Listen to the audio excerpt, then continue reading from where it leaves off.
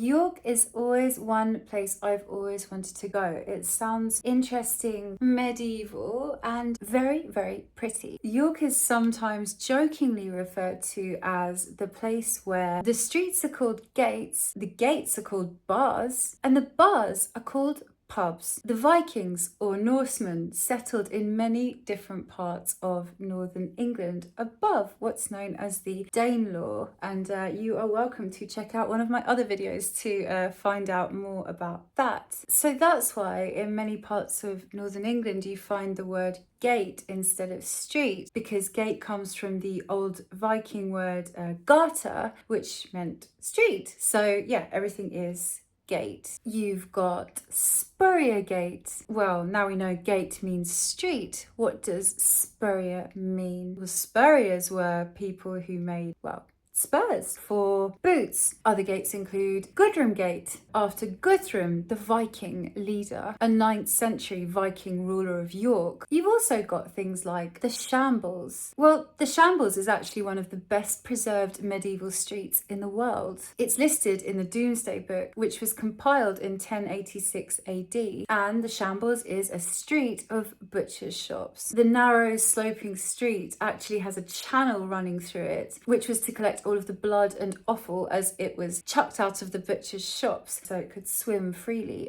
down the street and get out of everyone's way. So the word shambles comes from flesh shambles, where the two parts of the word are flesh and shambles. Flesh meaning, well, meat, and shambles meaning something like shelves. So meat shelves actually were referring to the shelves of meat outside the butcher's shop. Meat shelves, yeah. Many shambles exist in the UK, likely all with the same root. One nice fact that I heard about the shambles in York is that the houses kind of lean together, and this is because they are built so the upper floor sort of overhangs the bottom floor. Back in the day, neighbours used to lean out of their houses, and because the houses were leaning together, they could touch each other or shake hands on special occasions like Christmas. It is thought the design of the houses with the upper deck kind of overhanging the lower deck was in order to protect the meat on display from direct sunlight and rain, and therefore keep it fresher for longer. This could be true, although I have thought about this myself, and you see the same design in medieval houses in medieval provincial towns in France, where the houses are actually more made out of stone rather than timber or brick, but that's another video. But the point is, the houses will have a similar design, whereby the upper floor is overhanging the lower floor, and it's thought that the reason for this was to cannily avoid land tax. So the land tax of your house would be based on the surface area that the lower level of your house took up. Therefore, the only way to make your house bigger and pay the same amount of land tax was to, expand the upper floor of your house. So what would happen is you'd have these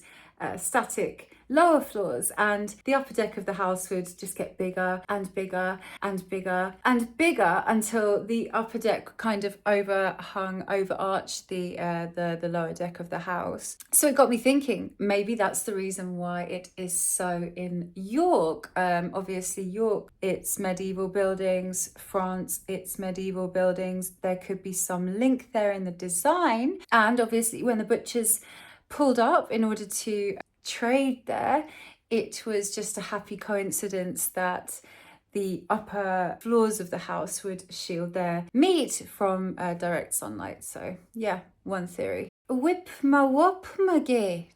Oh, excuse my impression. Whip-ma-whop-ma-gate. Lots of back and forth between etymologists on this one. One theory is that Whip-ma-whop-ma-gate, this street in Yorkshire, comes from where people used to whip wappets. Wappets being a kind of yelpy type of little dog, and the wappets would be chained up there or tied up there so that their masters could go shopping for meat at the shambles, and the dogs wouldn't be able to steal meat from their masters while they were shopping. So Whip-ma-whop-ma-gate was when the dogs would be reunited with their owners, but I dare say yapping and yelping because they'd been left alone for such a long time and therefore got whipped for it. So Whip-ma-whop-ma-gate, one theory there.